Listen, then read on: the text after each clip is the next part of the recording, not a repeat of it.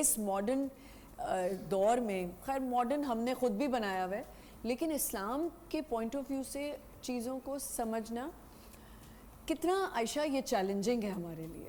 تو سب سے پہلے تو عائشہ آپ ایک ایز اے اسکالر، کیونکہ دنیا بھی دیکھنی ہے اور اسکالرس تو میں نے یاد ہے آپ کو لاسٹ ٹائم بھی بتایا تھا کہ نیل پالش بھی لگا لیں تو وہ بھی مشکل ہو جاتی ہے. عائشہ آپ کے تھوڑے مائک میں تھوڑا سا پرابلم ہے، تو میں ثروت آپا کے سامنے پہلے کویشچن رکھتی ہوں کہ ثروت آپ کیسے بیلنس کر کے چلتی ہیں؟ بسم اللہ الرحمن الرحیم. السلام علیکم. میرا شمار ایک ایسی جنریشن سے ہے کہ جس میں خواتین جو ہیں ڈرائیونگ بھی کرتی ہیں، گھر میں سالن روٹی بھی پکاتی ہیں، اور اس کے علاوہ ٹی وی شوز پر، لائیو ٹی وی شوز میں بھی بیٹھی ہوئی ہیں.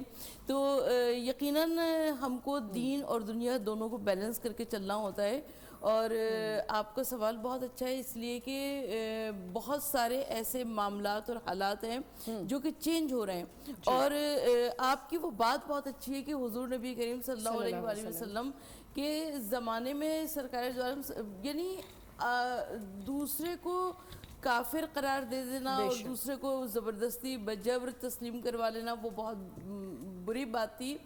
اور مجھے یاد آتا ہے کہ امام حسن اور امام حسین علیہ السلام ایک مرتبہ ایک عربی شخص نے غلط وضو کیا، اور یہ دونوں بچے تھے، مگر یہ کہتے ہیں کہ اس کو شرمندہ نہیں کیا، اور کہتے ہیں کہ چچا جان آپ ذرا ہمارا وضو دیکھ لیجئے کہ ہم میں سے کس کا وضو زیادہ اچھا ہے.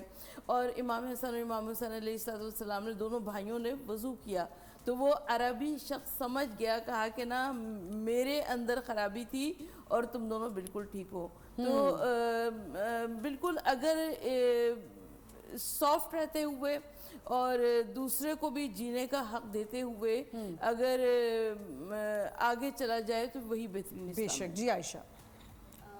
ہم سب میں کچھ غلط فہمیاں ہیں کہ ماڈرن ہونا بہت بری بات ہے. جی. جبکہ ماڈرنزم کیا ہے اس کو تھوڑا سا ہم سمجھ لیتے ہیں. ماڈرن ہونا یہ ہے کہ انسان ترقی کی منازل کو طے کرے اور اس ترقی کی منازل کو طے کرتے ہوئے نئی ایجادات کے ذریعے سے اپنی منازل تک پہنچے. جی.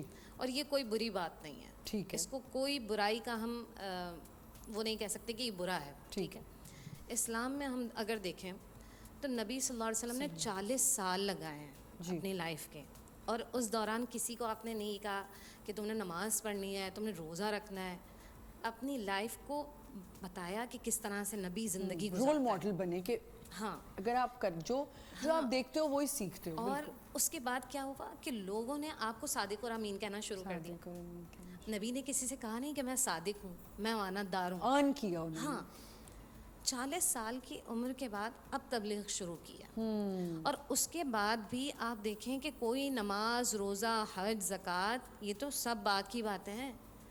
یہ آخری جو 10 سال ہے نا ان کی باتیں اگر ہم تھوڑا سا پڑھیں دین کو تو آئیڈیا ہوگا. اس کے بعد بھی نبی صلی اللہ علیہ وسلم نے فوراً نہیں کہا کہ اب تم پر نمازیں فرض ہیں. ایک ہی دن میں آ کر نہیں کہ آج 5 نمازیں پڑھنی ہیں، تم نے پورے مہینے کے روزے رکھنے ہیں، حج بھی کرنا ہے، زکوٰۃ بھی دینی ہے. یعنی آہستہ آہستہ انسان نے ترقی کی منازل کو طے کیا. صحیح.